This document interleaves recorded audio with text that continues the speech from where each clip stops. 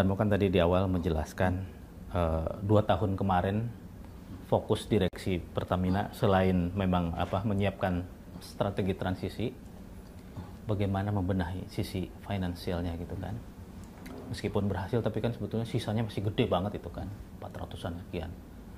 Nah, ketika Mas Darmo fokus mendorong atau mempercepat transisi, bagaimana dengan utang itu? Nah, utang ya? Ya. Kalau kita melihat merunut ke belakang, ada namanya FTP 1, Fast Track Program 1, itu 10 gigawatt. Kemudian diteruskan dengan FTP 2, yaitu 17 gigawatt. Nah, PLN mendapat tugas dari pemerintah untuk membangun baik itu pembangkit, baik itu transmisi, baik itu gadu induk, distribusi, dan lain-lain. Kemudian di tahun 2014 akhir, PLN mendapatkan tugas namanya 35 gigawatt. Itu. Iya. Dan di situ ada transmisi, ada distribusi. Nah, di 35 gigawatt ini, dana yang dibutuhkan adalah sekitar 1.200 triliun.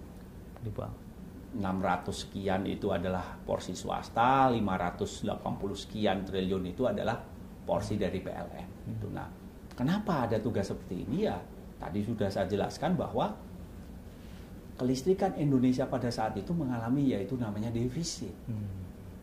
Apalagi di tahun 2005 ada FTP 1, ada FTP 2 di sekitar 2009-2010. Nah, dalam proses ada FTP 1, FTP 2, aset PLN meningkat menjadi 1.600 triliun. Kesulitan negara ini dalam mengelola sumber daya alamnya, dalam meningkatkan pertumbuhan ekonominya, ease of doing business ini diselesaikan dengan adanya program-program ini.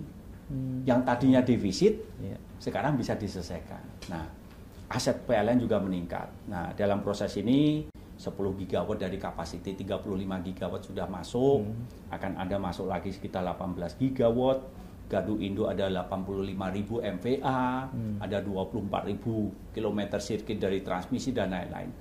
Tapi dalam proses itu, kita juga membiayai itu menggunakan hutang. Makanya kemarin di tahun 2019, 2020, 2021 kemarin ada sekitar interest bearing debt kita sekitar 450 triliun. Nah, selama 2 tahun ini Pak Zul dengan kami semuanya bersama-sama mengelola ini dengan cara bagaimana kita melakukan proaktif debt management. Coba bayangkan, selama 2 tahun ini kita juga mengalami penurunan revenue. Kita mengalami COVID-19, demandnya turun dan lain-lain. Tetapi pada saat kita mengalami penurunan revenue itu, di saat bersamaan, kita bahkan mampu menyicil utang kita. Utang kita yang tadinya 450 triliun, kemudian kita petakan hutang mana dengan bunga yang sangat tinggi, kemudian juga akan ada jatuh tempo, kita melakukan refinancing. Di mana yang tadinya utang yang dengan yang bunga yang tinggi kita ganti dengan utang yang bunga yang rendah, utang yang tinggi kemudian sebagian langsung kita bayar sehingga interest bearing debt kita bahkan turun dari 450 triliun selama 2 tahun ini menjadi hanya 430 triliun. 30-an. Sekitar 20 triliun. Nah, dalam proses itu kita menjaga momentum. Jadi selama ini di dalam internal ya kita perbaiki misalnya pengelolaan itu pendanaan di dalam ada namanya cash war room. Di sana juga ada komite investasi. Jadi begitu kita melakukan keputusan investasi, kita pastikan bahwa rate of return atau commercial viability dari proyek itu harus lebih tinggi daripada cost of fund kita. Sehingga kedepannya bisa self financing, ini bisa menyicil dengan adanya proyek-proyek tersebut tanpa adanya menambah hutang kembali. Nah, selama 2 tahun ini juga ini kita mendapatkan penghargaan nih luar biasa. Debitur terbaik nomor 1 tahun 2021 dari Kementerian Keuangan. Itu PLN mendapatkan itu. Best Quasi Sovereign Bond dari AAA ASEAN Award di tahun 2020. Kemudian kita juga mendapatkan award Mitra Investasi Terpercaya Badan Pengelola Keuangan Haji tahun 2021. Jadi selama 2 tahun ini momentum pengelolaan hutang kita itu sudah sangat bagus sekali. Ditambah juga saat ini juga Betul kita mengalami oversupply, tetapi kita juga berusaha menyelesaikan permasalahan oversupply ini dengan secara holistik. Sehingga ke depan momentum yang ini akan kita jaga. Tahun depan rencana kita akan mengurangi hutang kita sebesar 1,5 miliar US dollars atau sekitar 22 triliun. Tahun depannya juga kita akan mengurangi hutang kita juga dengan jumlah yang hampir mirip.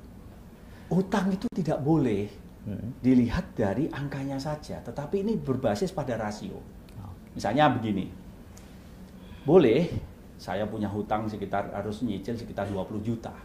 Tapi kalau gaji saya, penghasilan saya 80 juta, rasa-rasanya aman saja. Kalau saya punya hutang 5 juta, tapi penghasilan saya hanya 1,5 juta, rasanya berat juga begitu kan. Nah kita ini adalah perusahaan dengan aset 1.700 triliun. Jadi operating revenue kita sekitar 300 triliun. Jadi hutang 420 triliun, tapi operating revenue kita 300 triliun. Jadi dalam hal ini tentu saja ruang secara fiskal untuk mengelola dari pendapatan, dari pengeluaran kita, kemudian pembayaran utang kita, itu masih dalam kendali selama kita betul-betul disiplin dalam pengelolaan keuangan. Dan inilah prinsip-prinsip inilah di mana kita melakukan proaktif debt management ini yang sudah kita bangun selama 2 tahun ini akan kita teruskan.